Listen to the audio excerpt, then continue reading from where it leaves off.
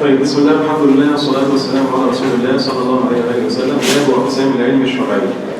هي ثلاثة: الأول فرض العين، وهو تعلم المكلف ما لا يتأتى الواجب الذي تعين عليه فعله إلا به، ككيفية الوضوء والصلاة ونحوهما.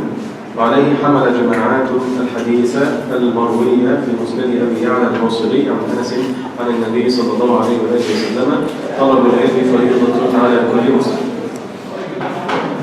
وهذا الحديث وإن لم يكن ثابتا فمعناه صحيح، يعني إن كان لم يثبت بسند صحيح عن النبي صلى الله عليه وسلم، ولكن المعنى الذي ورد فيه صحيح.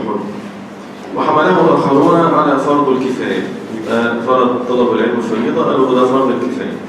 وبعضهم قال لا، ده فرض العلم.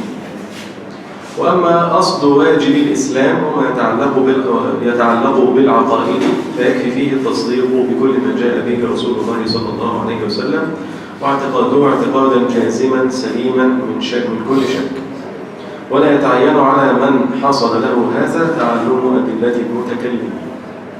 تمام؟ طيب، يبقى احنا كده أول معلومة إن في حاجة اسمها فرض العين، وهو عرفه لأنه هو تعلم المكلف ما لا يتأدى الواجب الذي تعين عليه فعله إلا به. يبقى إيه العلم الفرض العين؟ علم فرض العين، العلم اللي بنقول عليه فرض عين، يعني فرض عين عليك إنك تتعلمه. إيه هو؟ إنك تتعلم ما لا يتأدى الواجب الذي تعين عليه فعله إلا به. يعني مش هينفع تؤدي الواجب اللي هو فرض عين عليك إلا لما تتعلم العلم ده. زي إيه؟ زي كيفية الوضوء والصلاة. الصلاة فرض عين على المسلم المكلف العاقل، فرض عين عليه، ده عمل أو فرض عين، يبقى لازم له علم. العلم بتاعه ده فرض عين، لازم تتعلمه. دي واضحة مش محتاجة كلام. لأن أنا لو ما اتعلمتش كيفية الصلاة يبقى مش هعرف أصلي أو أصلي غلط، يبقى أنا كده ما عملتش الواجب اللي عليا، صح؟ يبقى أنا لازم أعمل الواجب اللي عليا اللي ربنا أوجبه عليا، اللي هو إيه؟ في الصلاة. طب لو أنا هعملها غلط يبقى عملتها؟ يبقى ما عملتهاش. طب لو هعملها أو قصدي مش هعملها خالص يبقى إيه؟ ما عملتهاش برضه. فإيه اللي هيضمن لي إن أنا أعملها وأعملها صح؟ إن أنا أتعلم كيفيتها. فلما أتعلم كيفيتها وأبدأ أعملها يبقى إيه؟ أنا عملتها صح. فبالتالي يبقى أنا عملت العلم الفرض اللي هو قصدي الفرض العين اللي ربنا فرضه عليا، عملته صح. يبقى هنا تعلم كيفية الصلاة فرض عين. الصلاة نفسها فرض عين برضه، صح؟ ولا لا؟ طيب، والوضوء طبعا لأنه شرط في صحة الصلاة. يبقى الصلاة مش هينفع أصلي وأنا مش متوضي، يبقى لازم أتعلم كيفية الوضوء. وهكذا القبلة مثلا، لو أنا مسافر ومش هعرف إزاي أستدل على القبلة يبقى لازم أتعلم أدلة القبلة، فرض عين عليا لازم أتعلم، صح ولا لا؟ لو مفيش أي وسيلة غير أدلة القبلة اللي هو بالشمس أو بالنجوم أو بالريح أو بالحاجات اللي بيستدلوا بيها، يبقى لازم يتعلمها لأن هو بيسافر كتير. لو واحد ما بيسافرش طول عمره قاعد في البلد خلاص معروفة القبلة في البلد، إنما في السفر مفيش حد هيدلك على القبلة وانت ما تعرفش أدلة القبلة، وانت عارف انك لازم تتجه للقبلة في الصلاة وانت بتسافر كتير، يبقى لازم تتعلم. فهمت؟ طيب، وعليه حمل جماعات العلماء حملوا حديث طلب العلم فريضة على فرض العلم. يبقى لازم تتعلم. ايه اللي لازم اتعلمه؟ الحاجات اللي ما ينفعش تعملها على انها فرض عين الا لو اتعلمت كذا. طيب، وبعضهم قال لا، المطلوب ده فرض الكفاية. يبقى ازاي؟ طيب ازاي يكون فرض كفاية وفريضة على كل مسلم؟ فرض حق كل مسلم حتى لما يكون، يعني ازاي نجمع بين كونه فرض كفاية وانه فرض على كل مسلم؟ كل واحد يعمل هو فرض حتى لما تأتي جماعة هي تقوم به، وبالتالي تسقط الفرض. يعني إن لم يكن هناك من يقوم بهذه الكفاية فهو فرض على كل مسلم. ده كلامك صح؟ ماشي، على هذا المحمل يبقى ماشي. يبقى معنى الناس اللي حملوه على إنه هو علم فرض الكفاية، يعني المقصود في الحديث هنا طلبوا العلم فريضة. كلمة العلم دي مقصود بها أنهي علم؟ علم فرض العين هو أكيد الشرعي اللي هو فرض العين ولا فرض الكفاية؟ ناس قالوا فرض العين وناس قالوا فرض الكفاية. اللي قال فرض العين فهمنا ليه؟ أكيد صح؟ لأن في حاجات عندنا مش هعرف أعملها لو استعلمت. طيب فرض الكفاية بقى نفسه هل لازم كل مسلم يتعلمه؟ لا مش لازم كل مسلم يتعلمه، إنما لو ما فيش أي حد من المسلمين عارفه يبقى لازم على كل مسلم إنه يتعلمه أو يسعى في تعلمه لحد ما يبقى في حد عارفه ويكفي الناس للتعلم وخلاص يبقى مش واجب. فهمنا؟ وده الفرق بين فرض العين وفرض الكفاية. طبعا انتوا فاهمين الكلام ده يعني، فأنا بعديه بسرعة المفروض إن انتوا فاهمينه يعني. طيب وأما أصل واجب الإسلام اللي هو العقيدة فيكفي فيه التصديق بكل ما جاء به الرسول صلى الله عليه وسلم ولا يتعين على من حصل له هذا تعلم أدلة المتكلمين. ولذلك احنا يعني انتوا عرفتوا معنى علم الكلام خلاص قلناه صح؟ عرفتوا؟ ايه علم الكلام؟ اللي هو العلم بالاستدلال بوجود الله من أدلة المتكلم والعقيدة. استدلال بوجود الله على وجود الله. على كل حاجة في العقيدة، مش لازم وجود الله بس، ممكن وجود الله أو غير حاجة. أي مسألة من مسائل العقيدة لما يستدل عليها بالأدلة العقلية ده أدخلوه في إيه؟ سموه علم الكلام. يبقى هو الأدلة العقلية على مسائل العقيدة، ده علم الكلام. فهو بيقول لك طيب عشان أقول إن أنا عملت العقيدة، اتعلمت العقيدة تعلمها واجب صح؟ طيب أنهي جزء من العقيدة يعني اللي هو إيه؟ اللي هو ايه علم الكلام انك لازم تتعلم كل الادله العقليه. قال لك لا مفيش حاجه يعني مفيش حاجه اسمها انه يتعين عليه تحصيل وتعلم ادله المتكلمين، انما الواجب عليه يكفي فيه التصديق بكل ما جاء به النبي صلى الله عليه وسلم. يبقى اول ما يعرف الرسول صلى الله عليه وسلم قال كذا يصدق، هو ده الايه الواجب عليه في العقيده. النبي صلى الله عليه وسلم قال ان في يوم قيامه يبقى تعرف ان في يوم قيامه تصدق ان في يوم قيامه. قال ان في جنه وفي نار يبقى ايه تصدق ان في جنه ونار. قال ان في مثلا حور عين وكذا في الجنه يبقى صدق ان في كذا. قال ان في انبياء جم يبقى في انبياء جم. قال ان في كتب يبقى في كتب. قال ان في كذا يبقى في كذا. يبقى كل شيء جاء عن النبي صلى الله عليه وسلم سواء عن طريق القران او في السنه يبقى ايه يبقى تصدق بيه. خلاص صدقت بيه يبقى انت كده اعتقادك سليم وده الواجب عليك. طيب باسماء الله وصفاته مذكور الادله العقليه عشان يعني اللي ضعيف في حته معينه يسال فيها او كتاب ايه؟ اسماء الله وصفاته اللي احنا بندرسه من شويه مذكور الادله العقليه في كل حاجه عشان يقولوا عشان خاطر الواحد يعني يستفيد بيها اللي هو عشان دي درجه متقدمه شويه بيعلمك ان بعض المبتدعه قالوا حاجات غلط. فانت راجل دلوقتي طالب علم ده بيطلب منه احيانا اشياء زياده شويه عشان لو حصلت المشاكل يبقى عارفها. ما بالك بقى ان المشاكل حصلت فعلا ان الناس اصلا ابتدعوا واتكلموا كلام غلط والكلام ده منتشر وناس كتير بتقول بيه، فلازم تعرف شويه حاجات علشان انت نفسك ما تتاثرش صح؟ لان الواحد انا قلت لك كلمتين وخلاص وبعدين سمعت من هنا ولا من هنا ولا من هنا كلام يقول لك ايه لازم تاويل ولازم بتاع. طب هتعرف منين؟ لازم اقول لك القواعد اللي احنا قلناها دي. لذلك دراسه القواعد المثلى دي مهم جدا. استفيد بيها برضه لما اجي اخاطب حد مثلا بعد شويه بقى في الدعوه، بس مش انت يعني تقرر القاعده اللي انت تقولها. يعني انت بعد شويه لما يبقى انت عندك العلم ده تبدا يبقى في حاجه يبقى تقول بقى مثلا اللي بيتابعك انت ايه هتكلم ده ولا اقول القاعده دي ولا ما اقولش القاعده دي. لازم يبقى تحت اشراف. وبعد شويه لو واحد بس لا عارف علماني يخلي معاه في موضوع مثلا لا ما ينفعش تخش مع العلمانيين في مواضيع زي كده دلوقتي، لان ده بيتطلب في جانب الامور العقليه بيتطلب تمكن من الاساليب ومن يعني عندك معرفه جامده جدا والثقافه وقصص كده. فلو انت بان قدامهم ضعفك في الامور دي ما تعملش حاجه. ايه؟ ممكن يقتنعوا بكلام فعلا. ممكن يقتنعوا بكلام. حتى لو ما اقتنعتش على الاقل يبقى انت ما عملتش اللي انت عايزه، لان هو كل الامور عندهم عقليه وثقافه وقصص دي. لو انت ما عندكش اي علم بيها يقول لك ايه ده اذا كان ده ما عندوش علم بالحاجات دي. يعني لو قعد يتكلم مثلا عن الكون والذره ومش عارف والارض والكرويه ونروح المريخ والحاجات دي، وانت اصلا ما عندكش علم عن اي حاجه من الحاجات دي او في حاجات ناقصاك هيبقى مش مقتنع بكلامك يعني. فعايزه قصص، عايزه حاجات ثانيه. وبعدين مش ده الاولى يعني متدينين مش متدينين. فالاولى انك تدعوهم لله عز وجل انك تروح لواحد ملوش علاقه بالدين خالص وتدعوهم في اولويات.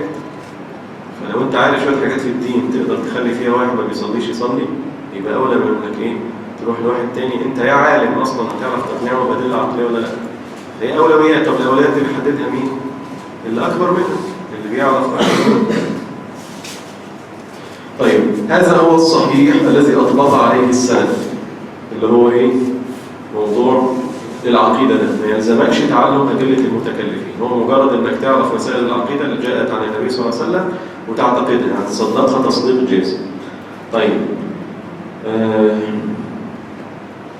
والفقهاء المحققون، يعني ما أطلق عليه السلف الفقهاء المحققون من المتكلمين من أصحابنا وغيرهم، فإن النبي صلى الله عليه وسلم لم يطالب أحدا بشيء سوى ما ذكرناه.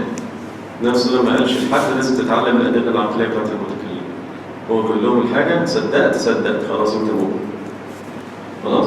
وكذلك الخلفاء الراشدون ومن سواهم من الصحابة فمن بعدهم من الصدر الأول، بل الصواب للعوام وجماهير المتفقهين والفقهاء الكف عن الخوض في دقائق الكلام مخافة من اختلال يتطرق إلى عقائدهم يصعب عليهم إخراجه، بل الصواب لهم الاقتصار على ما ذكرناه من الاكتفاء بالتصديق الجازم. وقد نص على هذه الجملة جماعات من حذاق أصحابنا وغيرهم، وقد بالغ إمامنا الشافعي رحمه الله تعالى في تحريم الاشتغال بعلم الكلام أشد مبالغة، وأطنب في تحريمه وتغليظ العقوبات المتعاطيه وتقبيح فعله وتعظيم الإثم فيه، وقال لأن يلقى الله العبد بكل ذنب داخل الشرك خير من أن يلقاه بشيء من الكلام، وألفاظه بهذا المعنى كثيرة مشهورة.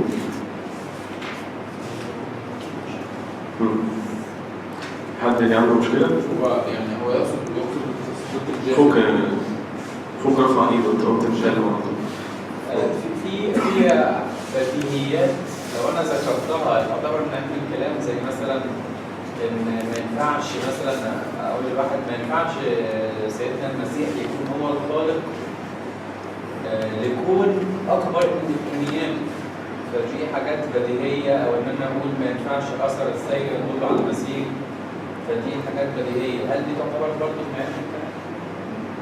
لا دي مش من علم الكلام، انما يعني يتناولوها في علم الكلام ماشي، انما دي حاجات يعني أشير إليها في الآثار عن الصحابة وعن السلف وحاجات فيها حديث. في حاجات بديهية ماشي اتعلمتها أنت في الموضوع، بس كون إنك تخاطب بيها حد دي برضه عايزة مناقشة، مين وإمتى وإزاي وتقول له إيه وما تقولوش إيه.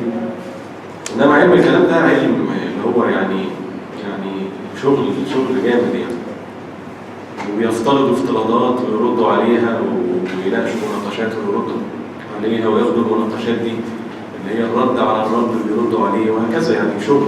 عشان كده سموه كلام، لان هو عباره عن كلام، هو عباره عن كله كلام في كلام، يعني ناس بتقول وناس بترد عليه وياخدوا الرد يردوا عليه وياخدوا الرد يردوا عليه الرد يردوا عليه وهكذا، عمالين بيتكلموا وكله استدلالات عقليه علشان يبينوا ان القاعده الاساسيه اللي احنا قلناها في الاول هي دي اللي صح او غلط، او حد قال كذا هو اللي صح وهكذا.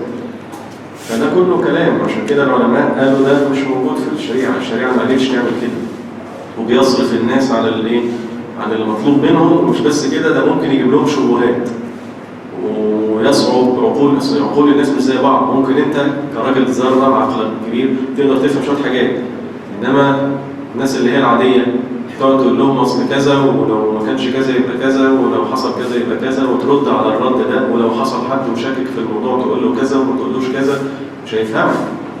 فده مش مطلوب، وده اللي ما عملوش حد من السلف، ونفس السلف ما طلبوش من الناس. فانت بتعمله ليه؟ يبقى ممكن يكون بدعه، لو بدعه يبقى تبعد عنه. علشان كده الامام الشافعي زي ما بيقول لك هو ده، يعني شوف يقول كلام ايه، اطنب في تحريمه وتغليظ العقوبات المتعاطيه وتقبيح فعله وتعظيم الاسم فيه، يعني كل الحاجات دي. الشيخ العثيمين تحت بيقول شيخ الاسلام نقل عنه انه قال حكمي في اهل الكلام ان يضربوا بالجليد والنعال ويطاف بهم في العشائر، ويقال هذا جزاء من ترك الكتاب والسنه واقبل على علم الكلام. يعني كان بيضربهم.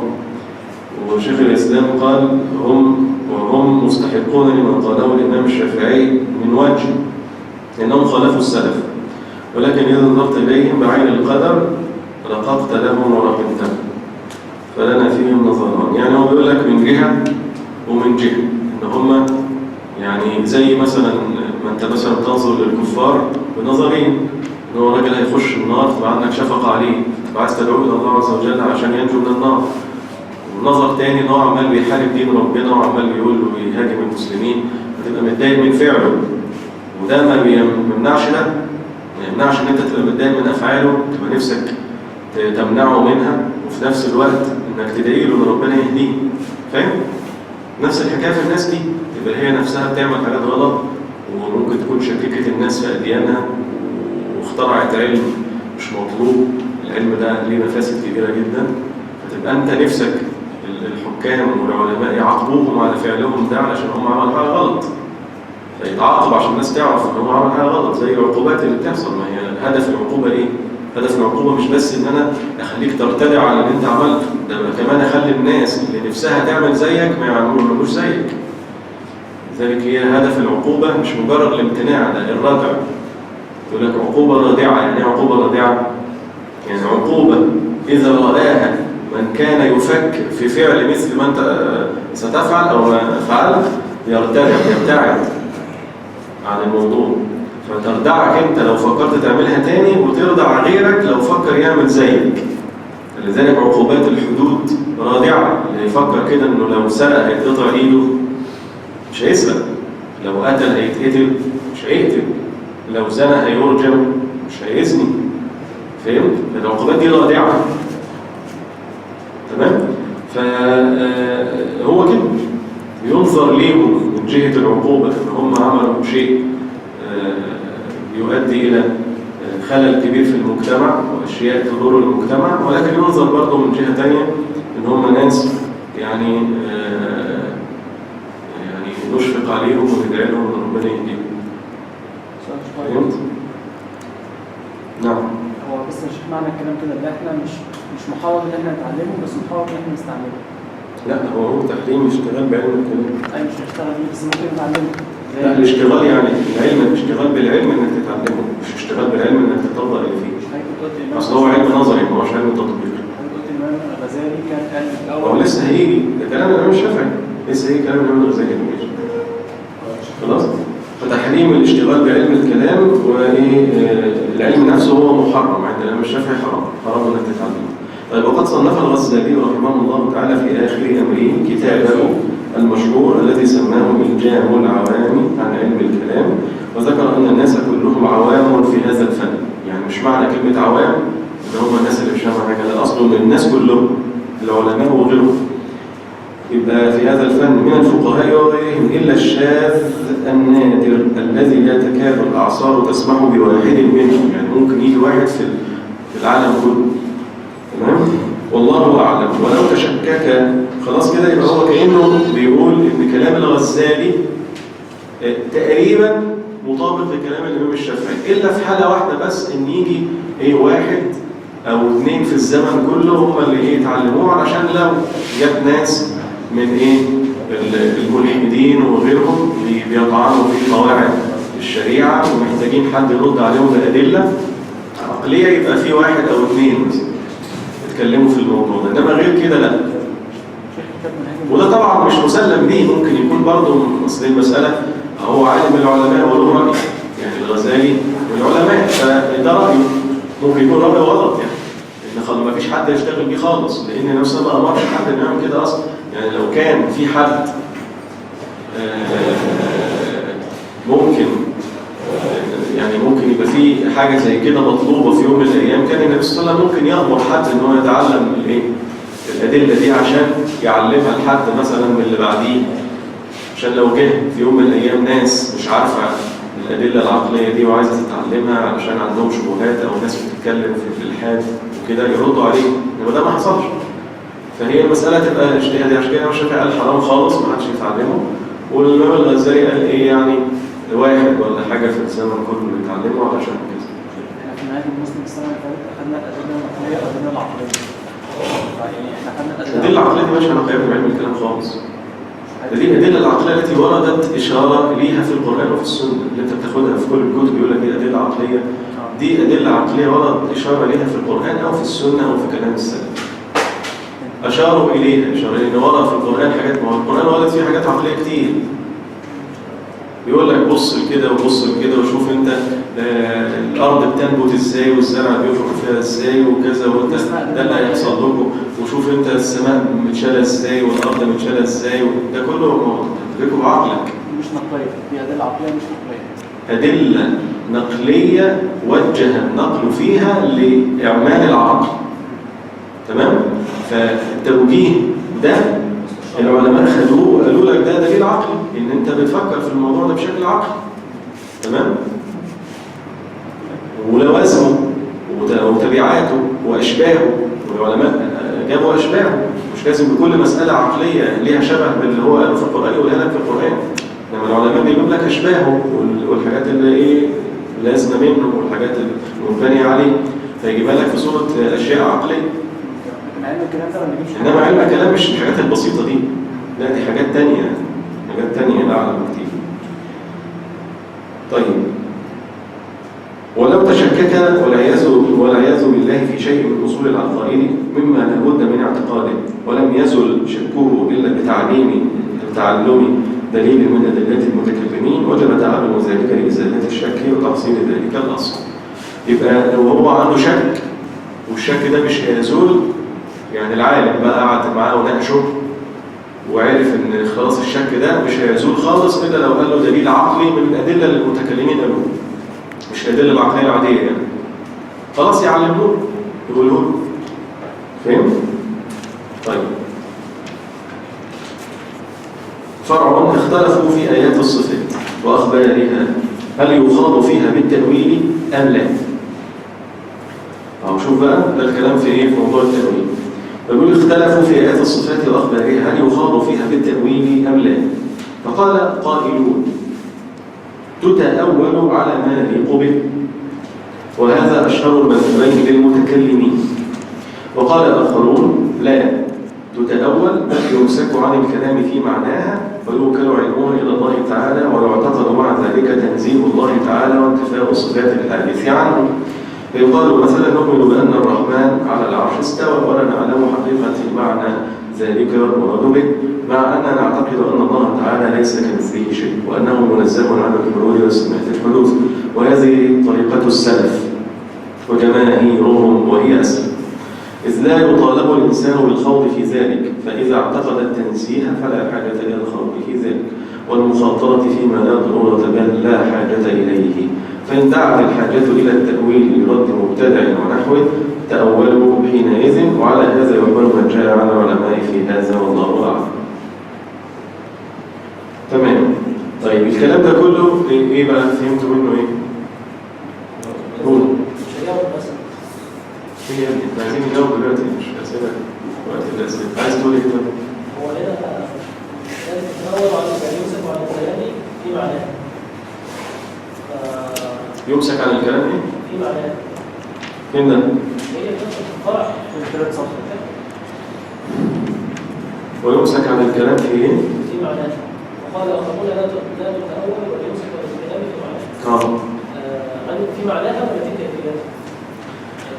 ما هو ظاهر كلامه هنا في معناه، فلذلك بعض العلماء قال اتهم الإمام النووي بالتفويض، ولكن المشكلة إن شكل الكلام كده مش تفويض، شكل الكلام كده في الكيفية. كيفيتها شكلها كده، لأن هو حتى كلامه نفسه هو نفسه في الكلام عن الصفات بيتكلم في الصفات. أصل معنى كلمة ما يتكلمش في معناها إنه لما يقول الرحمن على العرش استوى، يعني مش فاهمين يعني ايه الرحمن، مش فاهمين يعني ايه استوى، كأنه ما قالش حاجه. وده غلط طبعا، ده مذهب غلط. يعني في مذهب ناس كده جم قالوا ايه، طب يا جماعه انتوا زعلانين نفسكم ليه؟ ناس هتقول الاول وناس تقول ايه؟ ما نقولش الكيفيه وما نقولش. طب ماشي نقول مش عارفينها ونخلص، احنا هنقعد نقول كده ونقول كده بلاش، احنا مش عارفينها خالص. فلما نقول مثلا كلمة مثلا إنني معكما أسمع وأرى، المؤولين هيقولوا يسمع ويرى مثلا معناها كذا، واللي بيثبتوا الصفات هيقولوا أيوة ده معناها بيسمع ويرى فعلا على الحقيقة. انتوا زعلانين نفسكم ليه؟ هنقول كده ونقول كده، هنقول يسمع ويرى كأنه ما قالش حاجة. مش عارفين معناه، يوم القيامة نبقى نعرف بقى. وده طبعا غلط. ولا يسمع يرى كأنه يسمع ويرى، لكن احنا مش عارفين يسمع يرى ده فعلا فعليا ولا بقى فعلا يعني هو يسمع يرى زي ما القرآن قال. لكن يسمع يرى ازاي او كيفيه او ما هي الكيفية ده مذهب السلف اللي هو المذهب الصحيح. ان هو عارف يعني ايه يسمع ويعني ايه يرى، بس مش عارفين ازاي بيسمع وازاي بيرى. ده المذهب الصحيح. المذهب الغلط انه يقول لك لا ده ما بيسمعش، او بيسمع بس من غير سمع، يعني حاجه كده ايه بين البنين، هو ما بيسمعش خالص، او مثلا المقصود بيسمع هنا حاجه ثانيه، وبيرى هنا يرى حاجه ثانيه، هنا حاجه ثانيه خالص. مثلا ده التأويل او نفي الصفات. في مذهب ثالث او رابع او خامس ايا كان، ان لا احنا نقول يسمع ويرى معناه مش عارفين. ده تفويض. مش عارفين يعني ايه يسمع، مش عارفين يعني ايه يرى. ده تفويض. معناهم بالنسبه لنا واحد، يعني كأنه قال يسمع ويسمع او يرى ويرى. مثلا مش عارفين، ما احنا مش عارفين لا دي ولا دي، فبالنسبه لنا واحد. وده طبعا غلط واسمه مذهب التفويض. ليه؟ لان ربنا سبحانه وتعالى لما يخاطبنا باشياء المفروض نعتقدها، لازم يخاطبنا باشياء نعرف معناها. ولا يبقى ايه؟ في نص القران ما فيش معنى، ملوش معنى، صح ولا لا؟ مفيش حاجه اسمها كده، لازم القران بيخاطبنا حاجه نبقى فاهمين معناها، لان ليها فايده. لان ربنا سبحانه وتعالى لما يقول لك اسمع وارى، يبقى هو يريد منك انك تفهم ان هو شايفك، ان هو بيسمعك، ولا مش عايزك تفهم حاجه، ولا يريد منك انك تفهم حاجه. اكيد يريد انك تفهم حاجه، عشان ده ينبني عليه عمل. انك لما تعلم ان ربنا سبحانه وتعالى يسمع، تعلم ان ربنا سبحانه وتعالى يرى، تعمل ايه؟ تخاف من ربنا، تشوف انت بتعمل ايه بقى، لان هو سمعك ويراك، صح؟ نفس الحكايه، انك لما تعلم ان ربنا بينزل الى سماء الدنيا ويقول كذا وكذا وكذا، هو ربنا اراد منك انك تعلم معنى النزول. هو بينزل فعلا، يعني في قرب بيحصل. طيب لما يحصل قرب يبقى هنا ايه؟ يعني يبقى الموضوع ادعى للاستجابه، يبقى في تقريب، ربنا بيقرب الناس لايه؟ يبقى الناس دي مميزه، ناس محترمه، قاعدين وسهرانين وعايزين من ربنا حاجات هيطلبوها منه. يبقى ربنا سبحانه وتعالى اقرب ليهم دلوقتي، صح؟ يبقى هو يريد منك انك تفهم معاني معينه. انما لو مش فاهمين حاجه يبقى كانه ما قالش حاجه، صح؟ يبقى المعنى غلط اصلا، معنى الايه؟ التفويض ده غلط. وفي الغالب واحد زي الامام النووي ما ينفعش يقول حاجه زي كده، لان اللي يقول حاجه زي كده اصلا دماغه مش موجوده، يعني انسان مش طبيعي. فغالبا هيبقى التفويض مش محتمل. يبقى هنا قصده تفويض الكيفيه مش تفويض المعنى. يبقى هنا قصده المعنى يمسك عن الكلام في معنى الكيفيات، ويوكل العلم بالكيفيه الى الله تعالى، ويعتقد مع ذلك التنزيه، لانه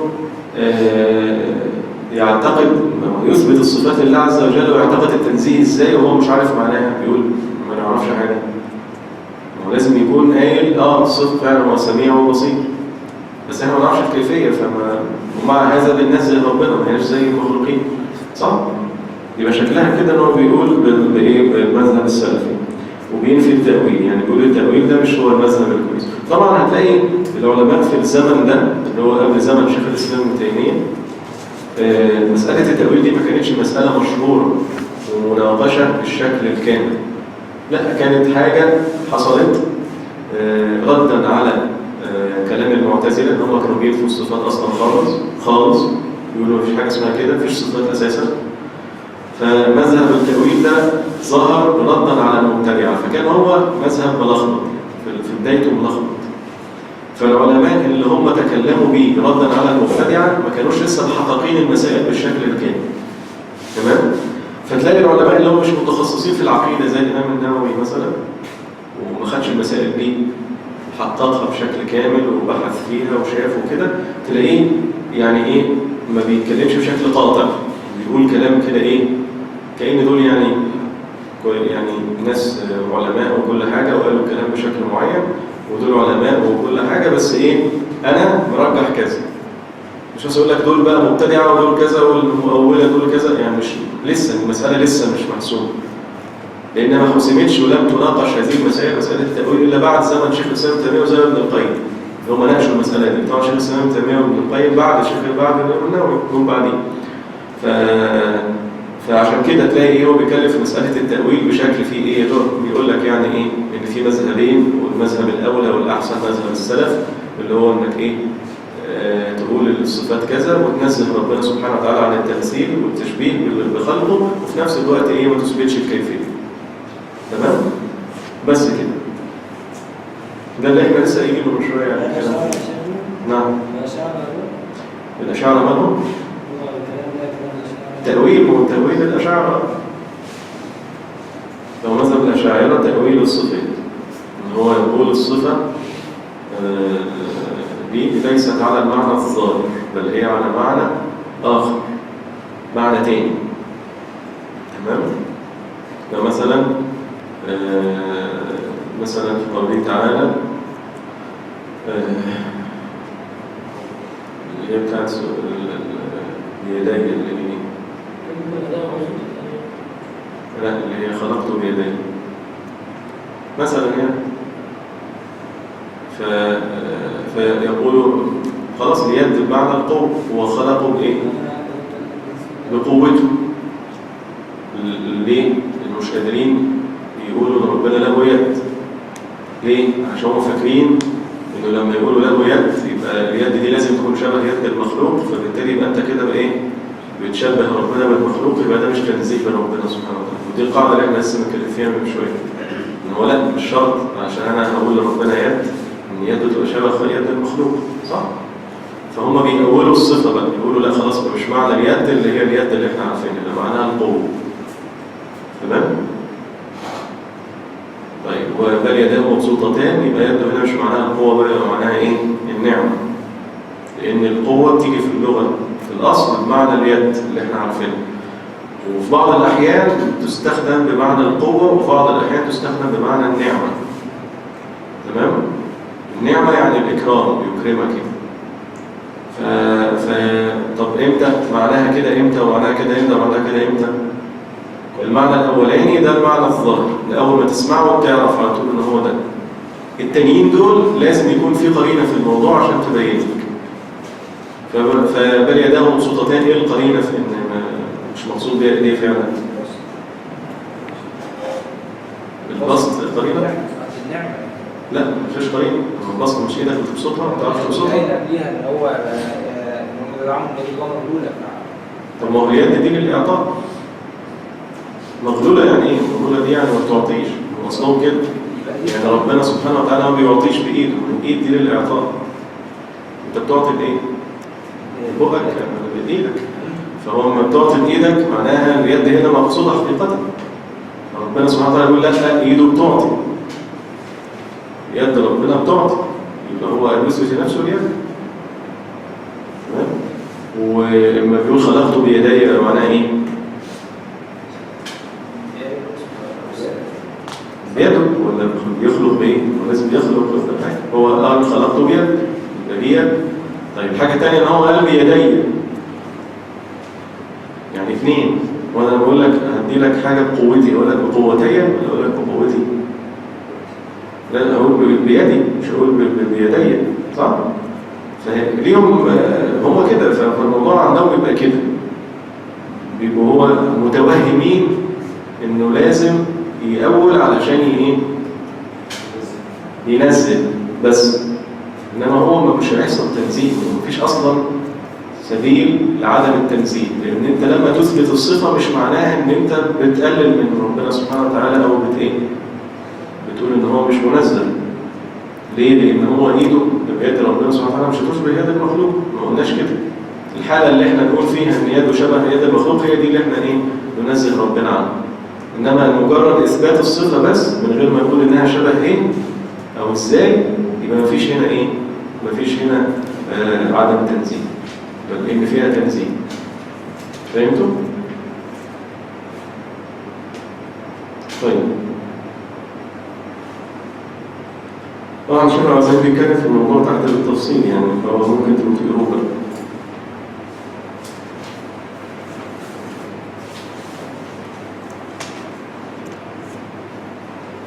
هنتكلم في موضوع التفويض ده بالتفصيل، وطبعا زي ما احنا قلنا يعني ده ظاهر كلام النووي، بس غالبا مش ده العمل يعني، ما بيعملش كده، هو بيتكلم في معاني الاسماء والصفات عادي. يعني شرحه للآيات وشرحه للأحاديث اللي فيها أسماء وصفات بيتكلم في المعاني بتاعت الأسماء والصفات، وده مش معناه إن هو ما يعرفش معناه، لأنه لو كان مذهبه التفويض كان هيجي في معنى الأسماء والصفات وده ما يعرفش. إنما يكون إن هو بيشرحها يبقى معناه إنه عارف، وما دام عارف يبقى بيقولش بالتفويض. هيبقى في حاجتين بقى، يا إما بيقولها بالتأويل أو بغير التأويل. تمام؟ فهتلاقي في كلام الإمام النووي في حاجات قديمة بيقول حاجات كتيرة فيها تأويل، تلاقي في حاجات مأولة وفي حاجات مش مأولة. ليه؟ لأن هو أصلا الكتب اللي ألفها في الأول كان يعني هو بيألف وهو صغير أصلا، هو مات عنده 40 سنة. الكتاب ده اللي هو قال التأويل فيه مش أولى، إن مذهب السلف هو اللي أحسن، ده آخر كتاب ألفه. وضبط المجموعة دي آخر حاجة كتبها في حياته.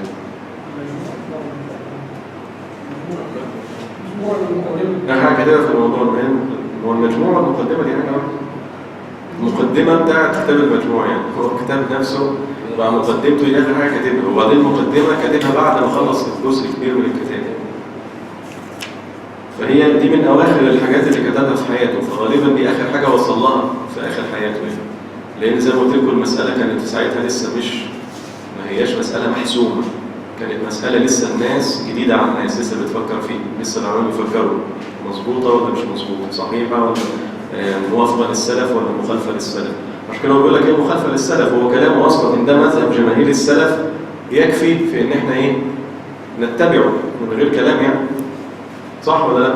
يعني حتى لو افترضنا ان في مذهبين، مذهب سلف ومذهب غير سلف، فاحنا نتبع مذهب مين؟ اكيد لازم نتبع مذهب السلف، مفيش كلام.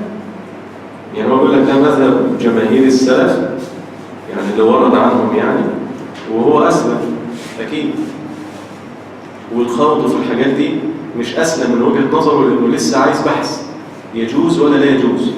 يعني كلمة أسلم هنا يعني كأنه بيقول لك يا جماعة أكيد يعني لما السلف قالوا كده يبقى ده أكيد صح، أكيد ده معلوش غبار، يعني مش هتحسب إن ده غلط عند ربنا، لأن ما ينفعش السلف يقولوه ويبقوا هم كلهم غلط كده. طب في طريقة تانية احتمال تبقى صح برضه واحتمال تبقى غلط، بس لسه مش متأكدين. أكيد مش هتبقى أسلم، صح؟ ولا هتبقى أسلم؟ أكيد مش هتبقى أسلم، لسه هنفكر فيها بقى، إحنا لسه هنقعد ندور ونشوف هي صح ولا غلط، وهل يجوز تتقال ولا ما تتقالش. يبقى أكيد مش أسلم، خليكم مع السلف لأن طريقتهم أسلم. ولو احتاجنا الموضوع التأويل ده من باب يعني كذا رد مبتدع أو حاجة يبقى نعمله، بس طبعا ده برضه مش غلط يعني، ما ينفعش إنك تأول الصفة أصلا. بس هو ده يدل على انه لسه المساله بالنسبه له وبالنسبه للعلماء اللي في زمانه ما كانتش محسومه بالدرجه الكبيره، لذلك بيقول لك انت مذهب السلف احسن لك. ليه؟ علشان هو اسلم، ولان هم اتكلموا في الموضوع بشكل واضح. طيب خير، الله المستعان. فهم طبعا مساله التاويل وغيرها المسائل اللي هي بقت ليها اهميه كبيره، فيعني مش هيجرى حاجة إن إحنا نتكلم فيها مرة واثنين وثلاثة وعشرة و100، تلاقي المواضيع إيه ماشية معانا. وغالبا معظم الكتاب بتاع القواعد المثلى هيذكر مسائل التأويل كتير. تمام؟ فيعني أكيد هنتكلم في المرات الجاية والمرات اللي بعديها، وتبقى يعني المواضيع في حد دي حاجة ممكن؟ طيب سبحانك اللهم وبحمدك أشهد أن لا إله إلا أنت أستغفرك وأتوب إليك.